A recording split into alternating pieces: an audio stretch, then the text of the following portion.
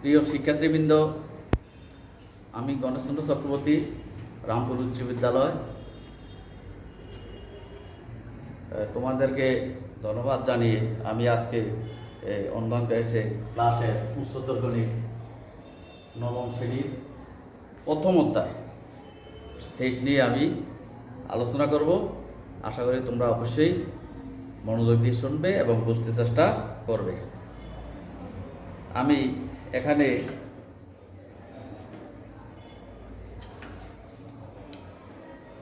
তোমরা দেখেছ সেট। আমরা সেট সম্বন্ধে অনেক কিছু শুনছি বর্তমানে। টিভি সেট, মোবাইল সেট, তোমাদের স্কুলের তোমাদের ক্লাসের নবম শ্রেণীর পাঠ্য বইয়ের সেট ইত্যাদি ইত্যাদি। তাহলে প্রথমে আমাদের জানতে হবে সেট কি। তাহলে সেট কাকে বলে? বাস্তব জগতের কিংবা চিন্তা জগতের সুনির্ধারিত বস্তুর সমাবেশকে সেট বলে। সেট কাকে বলে? বাস্তব জগতের কিংবা চিন্তা জগতের সুনির্ধারিত বস্তুর সমাবেশকে সেট বলে। তাহলে আমরা সেটকে আমরা কিভাবে প্রকাশ করতে পারি? বাস্তব জগতের কিংবা চিন্তা জগতের। যেমন আমি একটা সেট লিখতে পারি এ,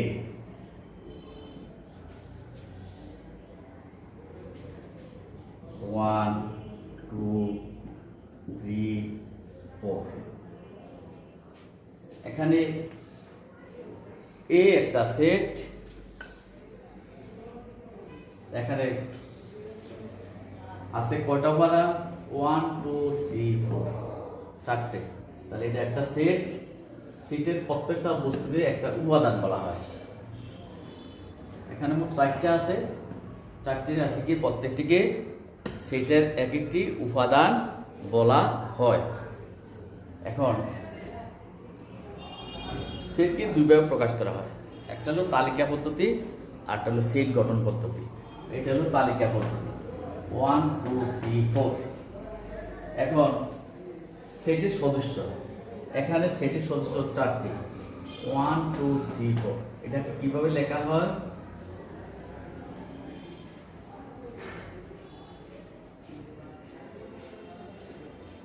এটাকে বলা হয় 1 এর সদস্য, 1 এর সদস্য, 2 এর সদস্য, 3 এর সদস্য, 4 এর সদস্য। তো সদস্য বোঝাতে আমরা এই চিহ্ন ব্যবহার করে থাকি। এখন যদি সদস্য না হয় তখন আমরা ব্যবহার করি। যেমন এখানে এর মধ্যে চারটি রাশি আছে। যদি 5 লিখি, 5, আমি যদি 5 এর সদস্য লিখি তাহলে এখানে ভুল হবে। তাহলে 5 এর সদস্য না, তখন এইভাবে লিখতে হবে। এটা হলো তালিকা পদ্ধতি। তালিকা পদ্ধতিতে সমস্ত উপাদানগুলো লিপিবদ্ধ থাকে। আর আমি যদি সেট গঠন পদ্ধতি লিখতে চাই তাহলে আমি এটাকে লিখতে পারবো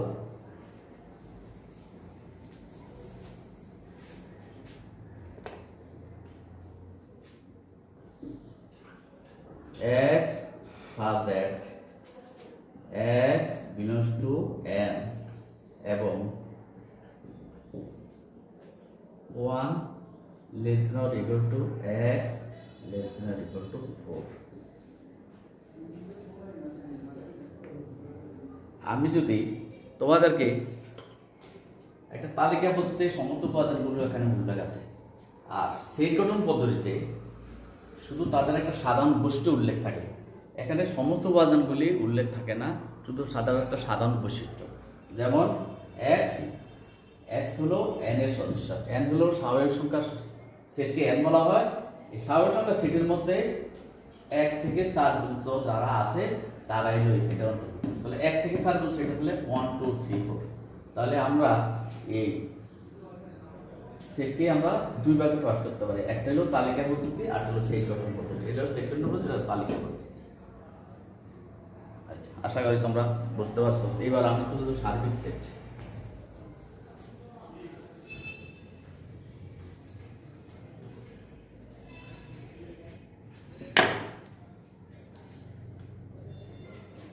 হলো সার্বিক সেট।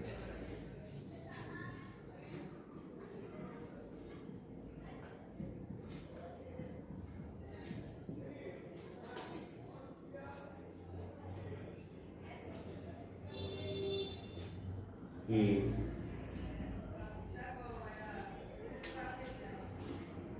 2 3 5 B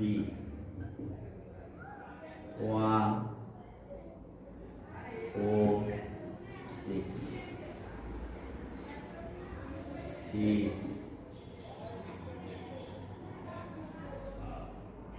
3 6 7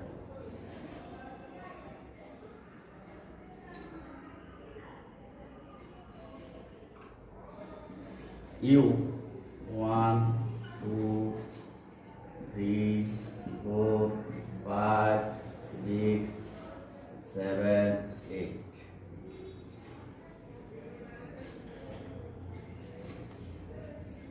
এখানে তোমরা খেয়াল করছো এখানে তিনটা সেট আমি আলোচনা করছি। একটা হলো A এর পজিশন 2 3 5, B হলো 1 4 6, C 3 6 7। এখন এই তিনটা সেটের সদস্যগুলো দিয়ে একটা খেয়াল করো। এখানে আছে 2 3 5, এখানে আছে 1 4 6 3 6 7। তারপরে আমি আরেকটা সেট লিখছি ইউ, এটা আছে 1 2 3 4 5 6 7 8। তোমরা একটা খেয়াল করে দেখতে পারবে যে এই সেটের উপাদান সংখ্যা 2 3 5 এর মধ্যে আছে, 2 3 5 আছে। বি সেটের উপাদানগুলো হলো 1 4 6 1 4 6, এটাও এর মধ্যে আছে। সি এর উপাদানগুলো হলো 3 6 7 3 6 7। এখানে তোমরা দেখতে পাচ্ছ আমি যে এ বি সি তিনটা সেট লিখেছি, তিনটা সেটের আলোচনা দেখা গেল যে আলোচনায় তিনটা সেটের সবগুলোর উপাদান এর মধ্যে আছে। তবে দেখা যাক এ, তাহলে এ হলো এর উপাদানগুলো এর মধ্যে আছে, বি এর গুলিও আছে, সি এর গুলো আছে। কার মধ্যে আছে? ই সেটের মধ্যে আছে। তাহলে এ হলো ই সেটের একটা উপসেট, বি হলো ই সেটের একটা উপসেট, সি হলো ই সেটের একটা উপসেট। কারণ এ বি সি সেটের সমস্ত সদস্যগুলো এর মধ্যে আছে। তাহলে আমরা উপসেট কাকে বলবো? আলোচনাধীন সকল সেটের সদস্যগুলো যদি একটি নির্দিষ্ট সেটের অন্তর্ভুক্ত হয়, সদস্যগুলোর অন্তর্ভুক্ত হয়, তাহলে আমরা ওই নির্দিষ্ট সেটকে বলবো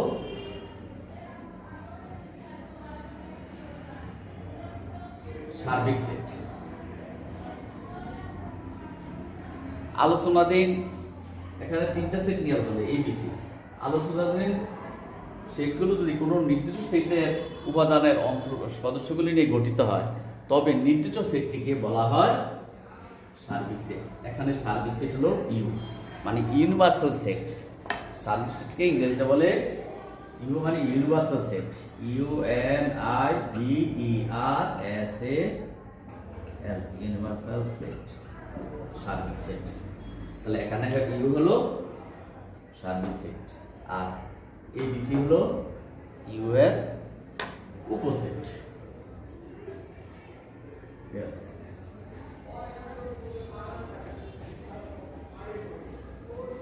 এবার আমরা উপসেট, সার্বিক সেট বলার সাথে সাথে উপসেটের কথাটাও এসে পড়ে।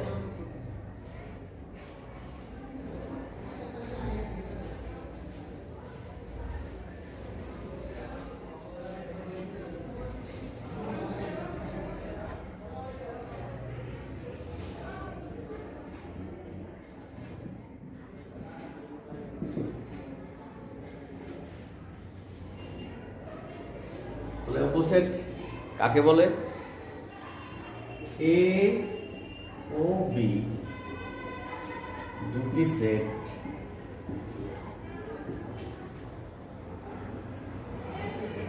যদি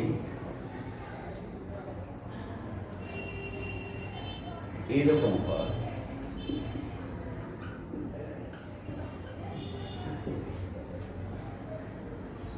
যেন এ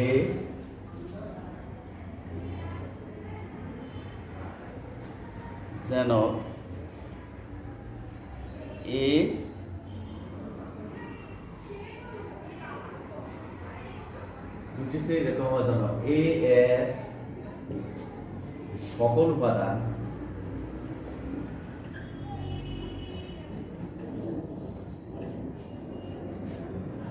বি তে বিদ্যমান।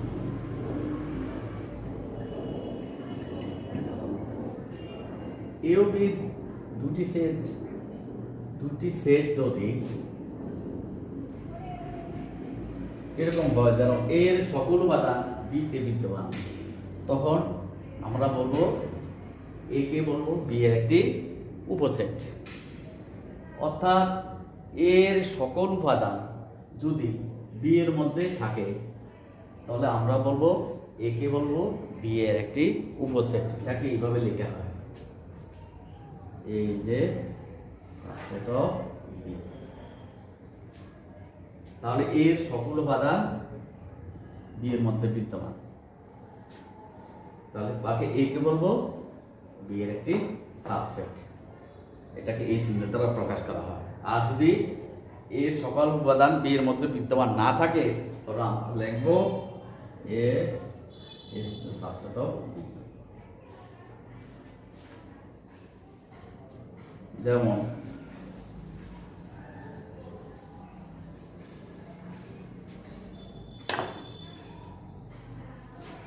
এ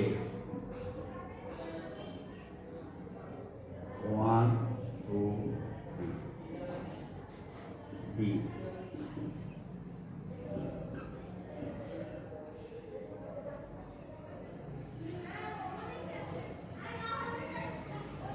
আমরা লিখেছি এ হলো 1 2 3, বি হলো 2 3, দুটা সদস্য। তাহলে বি এর দুটা সদস্য এ এর মধ্যে আছে 2 3, তাহলে আমরা লিখবো B is a subset of A. B is a subset of A.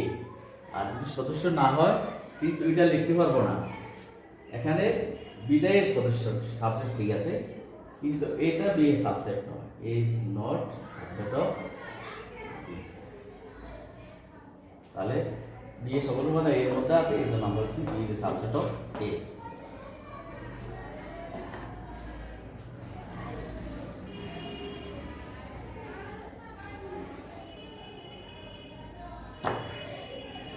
ফাঁকা সেট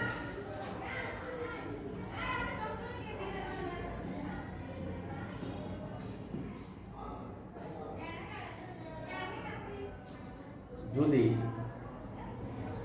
অনেক সময় এরূপ কতগুলো সেট বিদ্যমান থাকে যাদের কোনো উপাদান থাকে না, এরূপ সেটকে ফাঁকা সেট বলা হয়। যদি কোনো সেটের কোনো উপাদান না থাকে তখন তাকে বলা ফাঁকা সেট। ফাঁকা সেটকে এইটা এইভাবে লিখে প্রকাশ করা হবে, অথবা এইভাবে লিখে প্রকাশ করা হয়।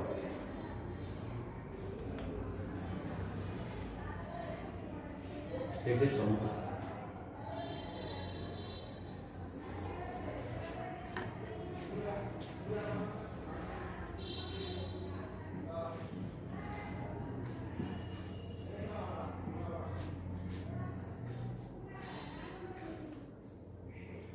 দুটি সেটের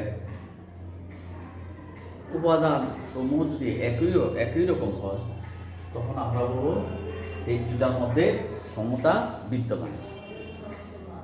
দুটি সেটের যদি শেষ সংখ্যা একই রকম হয় তাহলে আমরা বলবো তাদের মধ্যে সেটের সমতা বিদ্যমান। যেমন এ 1 3 5, বি 1 3 5 3 5 5। তোমরা খেয়াল করছো এখানে এই সেটের সদস্য 1 3 5, বি সেটের তো 1 3 5 3 5 5। এখানে দেখতে পাচ্ছ এই সেটের সদস্য তিনটি 1 3 5, বি সেটের সদস্য এখানে 6টি থাকলেও 1 3 দুইবার আছে, 5 আছে 3বার। তাহলে দেখো এখানে যে 1 3 5 এখানেও 1 3 5 আছে, কিন্তু একের সেট দুইবার থাকলেও এখানে একবার হিসাবে ধরা হয়। তাহলে এই দুইটা সেট পরস্পর সমান, একের সেটের সমতা। এখানে 1 3 5 এখানেও 1 3 5, একই সেট দুইবার থাকলেও আমরা বিবেচনা একটাই ধরবো এখানে, এবং এই জন্য সেট দুইটা পরস্পর সমান। এটাকে এইভাবে লেখা হয়, এ সমান বি।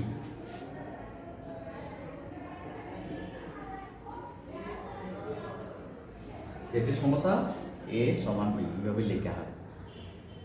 এর উপাদান সংখ্যা যা, বি এর উপাদান সংখ্যা তা।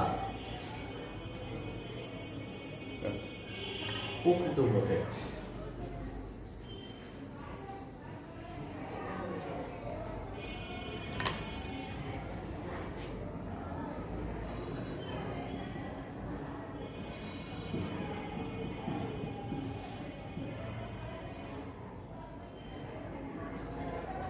প্রকৃত উপসেট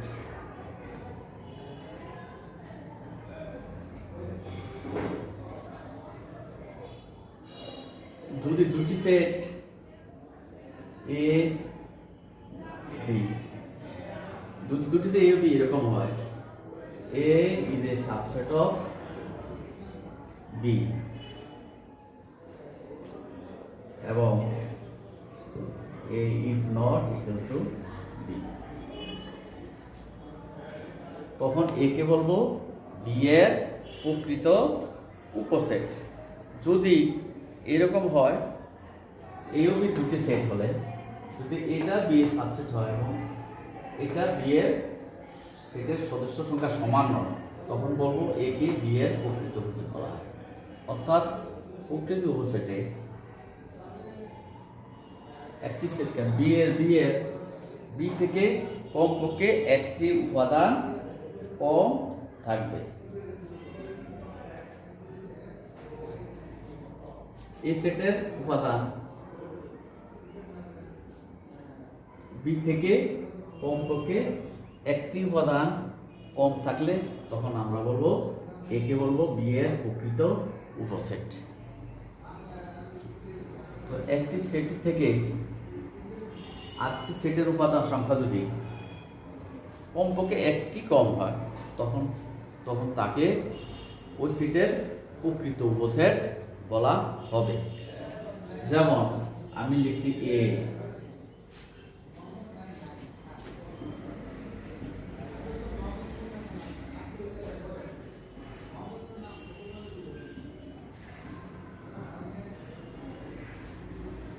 এখানে দেখছো এই হলো 2 3, বি হলো 2 3 5 সদস্য।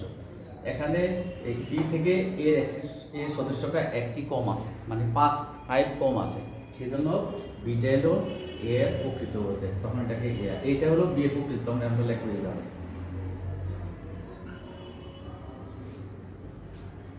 এটা বি এর প্রকৃত উপসেট।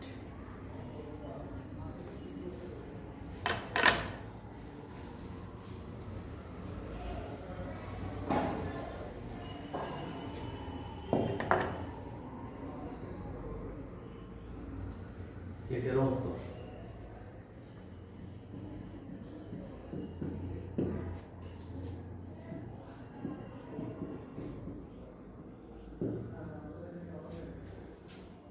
আমরা এখন সেটের অন্তর এ ও বি দুটি সেট,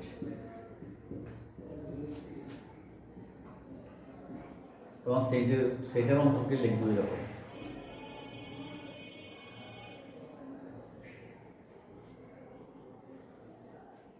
এটাকে বলা হয় এ বা বি, এ বা বি।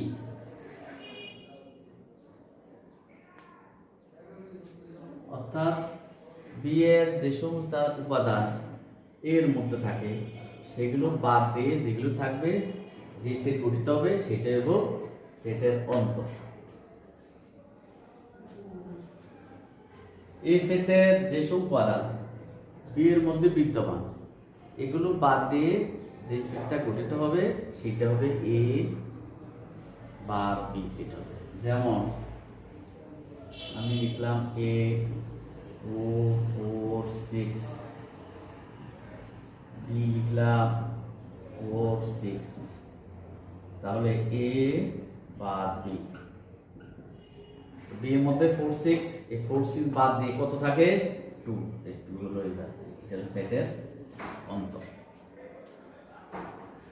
2 4 6 থেকে 4 6 বাদ থাকবে 2, তাহলে এটা সেটের অন্তর।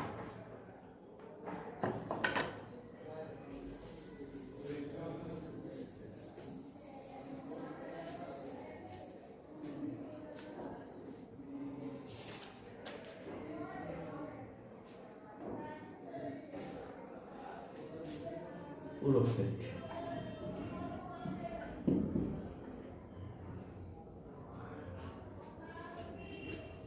ইউ যদি সার্বিক সেট হয়,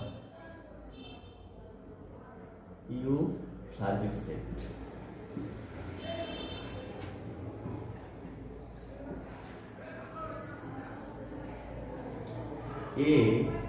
এ যদি ইউ এর একটি উপসেট হয়, ইউ সার্বিক সেট এ যদি ইউ এর উপসেট হয়, তবে পূরক সেট হবে এ ডট অথবা কমপ্লিমেন্ট অফ এ সেট এ। এইভাবে চিহ্ন দিয়ে পূরক সেট এইভাবে প্রকাশ করা হয়। তবে তাহলে কারা হবে পূরক সেট? পূরক সেট এ ডট সমান ইউ মাইনাস এ, এটা হলো পূরক সেট।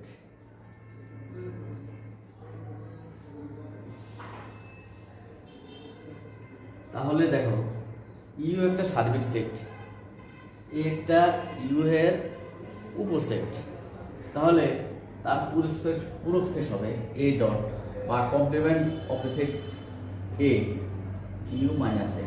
অর্থাৎ এর পূরক সেট হবে ইউ থেকে এর সদস্যগুলো বাদ দিয়ে বাকি যে সদস্যগুলো থাকে সেগুলো হলো এ এর পূরক সেট। এটাকে প্রকাশ করে এ ডট অথবা A complement of A set A দ্বারা।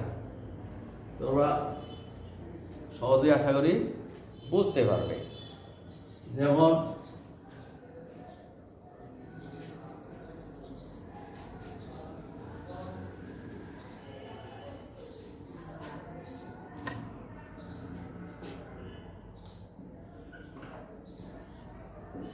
ইউ 1 2 3 4 5 6, এ একটা সেট 1 3 5।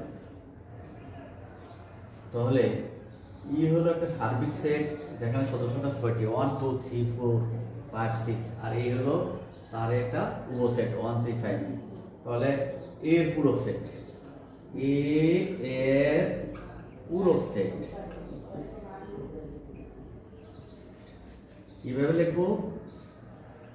এ ডট বা কমপ্লিমেন্ট অফ সেট এ সমান U minus A, U minus A হলো 1 2 3 4 5 6 ইউ, আর এ হলো 25। এর মধ্যে 1 3 5 1 3 5 বাদ দিলে থাকে তো 2 4 6।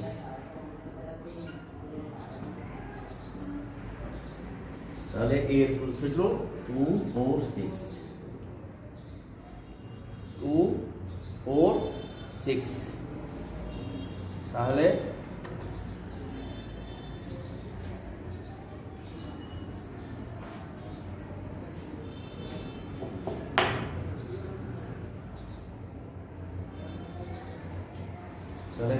এরকম হয় set equal to x belongs to U এবং x is x not belongs to A।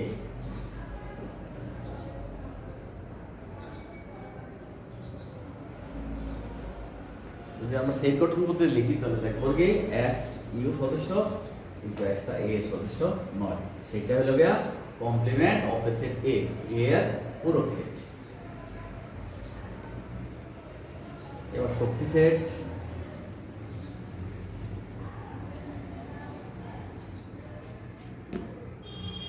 Shakti set দিয়ে আজকে শেষ করবো তোমাদের পাঠ।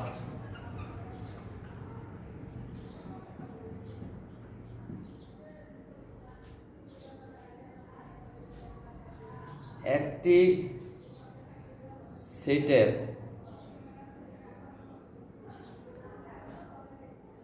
সকল উপসেট সেটের সেটকে নিয়ে যে সেট গঠিত হয় তাকে বলে শক্তি সেট। একটি সেটের সকল উপসেটগুলোকে নিয়ে যে সেট গঠিত হয় তাকে বলা হয় শক্তি সেট, তাকে পাওয়ার সেটও বলা হয়।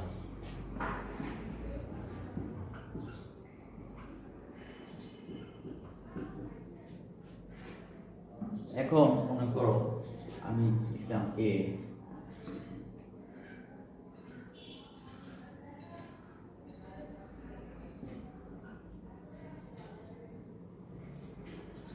তাহলে তার উপসেট A এর উপসেটগুলো হচ্ছে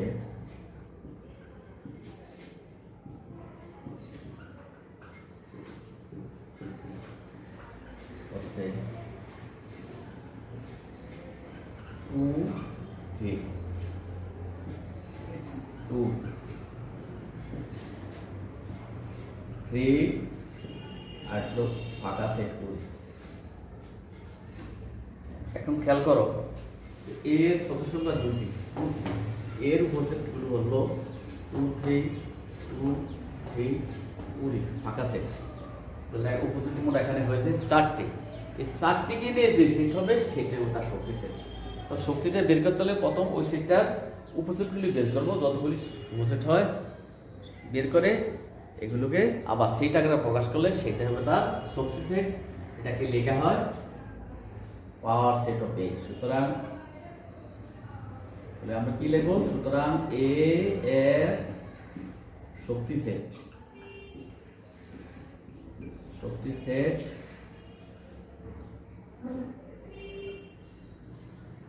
পাওয়ার set of A equal to A লিখব 2 3 2 3 এগুলো নিয়ে পুরো সেট গঠিত হবে। তাহলে এটাকে সেটের অন্তর্ভুক্ত করতে হবে। তাহলে এর পুরো সেট হলো যতগুলো উপসেট গঠিত হয় তাদের সেটকে নিয়ে গঠিত হবে, সেটি হলো তার শক্তি সেট। তাহলে তোমরা আশা করি তোমরা বুঝতে পেরেছ। আমি তোমাদের যে প্রথম অধ্যায়ের সেট নিয়ে আলোচনা করলাম, তোমরা বাড়িতে বইটাও কয়েকবার পড়ে নিবে এবং আমি তোমাদেরকে বোঝানোর চেষ্টা করছি যতটুকু সম্ভব। তোমরা বাড়িতে বই খাতা নিয়ে দেখবে, আশা করি তোমরা বুঝতে পারবে এবং আবার আগামী ক্লাসে আবার আসবো, আমি তোমাদের সাথে সাক্ষাৎ হবে। এই বলে আমি তোমাদেরকে ধন্যবাদ জানিয়ে আজকের মতো পাঠ একাই সমাপ্ত ঘোষণা করলাম। ধন্যবাদ, ভালো থাকো, সুস্থ থাকো।